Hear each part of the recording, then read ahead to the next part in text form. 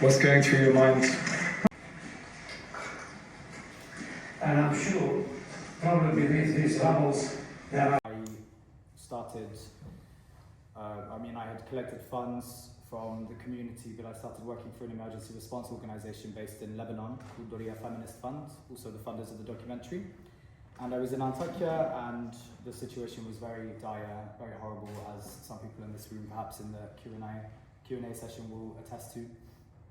And I was very exhausted from having to constantly share on social media the difficulties and the intricacies and the nuances, complexities facing survivors of the earthquakes. This was filmed in October 2023. So a substantial time had passed since the earthquakes, and you can see the situation that people had been subjected to thereafter.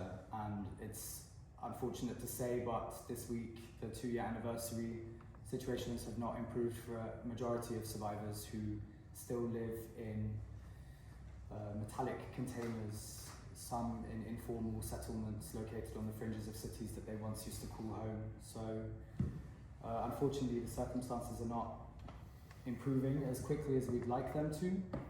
One of the things that we wanted to show with this film was the nuance of belonging to a place like Antakya. You can see how comfortably people switch between languages, in this case between Arabic and Turkish, both languages that we were raised with and comfortably navigate with. It is classified, this area. So what can happen when there's an earthquake is you have an earthquake at one part of the fault, and it can actually change the stress on the next part. So if the Earth's moving there, we've now got a change in stress, which can actually bring forward the timing of the next earthquake. And if you saw a map of the North Anatolian Fault, we can see the dates of these events. So starting 1939 and moving along, and actually even going further back than that, you go back hundreds of years. And the last major earthquake along there in 1999, which killed 18,000 people, was about 100 kilometers away from Istanbul. Yeah.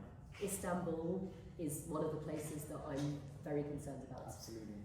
As you mentioned, the population, I think around 20% or 18 million or 60 million people living, and that's just in the main area. Official statistic as well. That's in the main area, and remember the scale of these events. And I often speak to people who live in the UK, trying to explain the scale of these events. And one of the examples I use is in the 2023 Turkey earthquake.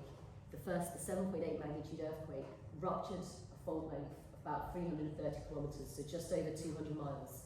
So the way I explain how big this is to people in the UK is, imagine you're driving on a UK motorway with no roadworks and not stopping. And if you're driving at nearly 70 miles an hour, you'd have to drive for 3 hours to cover the length of that fault. So say for people from Turkey, the scale is maybe more easy to sort of comprehend, but in the UK, that is a large area. Imagine that area affecting something like that near Istanbul. Absolutely. Yeah. And your death toll will be extraordinary. Now, think about the buildings in Istanbul. Think about the loss of cultural heritage, think of the loss of life. And these things happen, and we see these triggered events in lots of parts of the world. And you know, Istanbul is just one of these areas. So yes, this is an area of great concern. And we can't change the next building codes after the next event. We've got to make the preparations now. And in a new building code, there was the horrendous Izmir earthquake in 1999. Perhaps there was not time for the latest codes to be implemented. That we do need time. But we know that these things are happening. Why are building codes not being complied with? Is it funding? Is there actually other things going on? You know, is there reasons why the codes are not going on? Is it just new buildings? Or is it older buildings as well? Retrofitting buildings. It is expensive. It is a challenge. In areas of beauty, people don't necessarily want to change their buildings. You know, many of these buildings used to be beautiful buildings, preserving your heritage, preserving your identity. And engineering solutions coming in can perhaps change some of that. And so there will be times when people actually have to question the benefit versus what you're actually struggling against. But if we don't start complying with building codes and enforcing them, we will not see a change. We will continue to see problems. The planning, the information. Do you have a family plan? Do you know what to do if there's any kind of earthquake warning in different parts of the world? Sometimes they have some warning. We're talking seconds. But do you have a plan what to do? You're on talk about escaping, knowing about triggered events. Are there going to be follow-on earthquakes? Are there going to be aftershocks? The fact that people might have lost their life in the second earthquake because they didn't know what to do. What advice is being given to people? Devastated by the earthquakes nearby to Antakya. What we have seen is that still, with all these red tape and everything, civil society is active. Civil society is agile. Civil society is demanding, and civil society really brings to the table sometimes what the government cannot bring or doesn't want to bring to the table. So, like those kinds of things.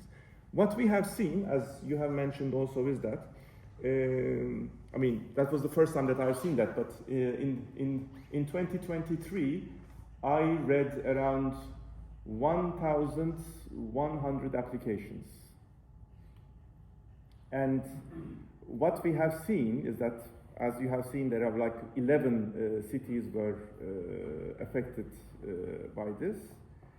There are certain cities where the diaspora of that city, I think Antakya is a good example of that. More or less, Diyarbakir was not that affected yet, but there is, like a diaspora of Diyarbakir and everything. Not only here, actually, but within Turkey also. But when you go to certain cities like Kahramanmaraş, for example, it's a little bit different. Like the traditional civil society is there, but when we're talking about more like in the modern sense of active, like associations, foundations, for example, Maraş was not one of those cities in our experience. Antakya was, actually, which means a lot of people, a lot of organizations from outside of Antakya really took part in every effort on the ground, especially in the, like the first hours, first days, first moments, and gradually, of course, there is this magnitude of the greater scheme of things where the civil society cannot do it on its own. So you need government involvement there, because whatever you do there, it's just a tiny drop in the scheme of things. Doesn't matter if you pour in £4 million, doesn't matter if you pour in £40 million or £400 million. Well, we're talking about billions and billions and billions of pounds where you need the government to be involved in cooperating with civil society. Absolutely. Or vice versa. Because otherwise, it's always a never-ending story. Like, nobody can deliver what they want, yeah? And still, to this day, I think, of course, it depends on people, it depends on where you are and everything and all that. There are good cases where people and governments sometimes, or municipalities, cooperate. And there are certain examples where they don't cooperate at all.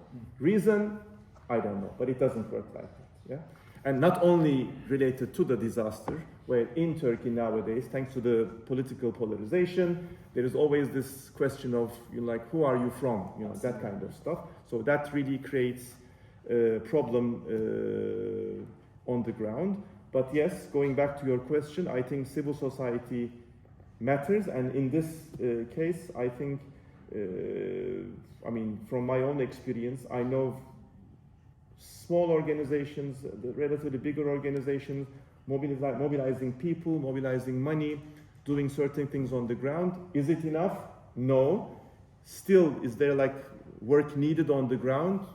Yes, for sure. But again, civil society cannot deliver all of this. You need to have the government involved in any kind of reconstruction work. And while I was watching the film and listening to you, I always thought about this. Have you read this book of Naomi Klein, The Shock Doctrine? Yes, of course. I think this is a typical case example. So anybody here who would like to make an exercise about what may happen in Antakya, please read that book. I think Antakya might be an additional chapter in that book about what will happen in Antakya, because we know that the market forces will fill in every gap there, where they're going to commercialize everything, just like what has happened back in after 2016 in Diyarbakir, what has happened in 1999 in Kocaeli. So this is going to happen for sure, and I'm really sad that it will be happening, but it will happen. Thank you. Funding has been cut down, which means we're talking about an organization which is distributing $50 billion every year to the world. And of course, on the ground, what that literally means in the region is certain big organizations, big NGOs, are letting people off because the funding has been cut.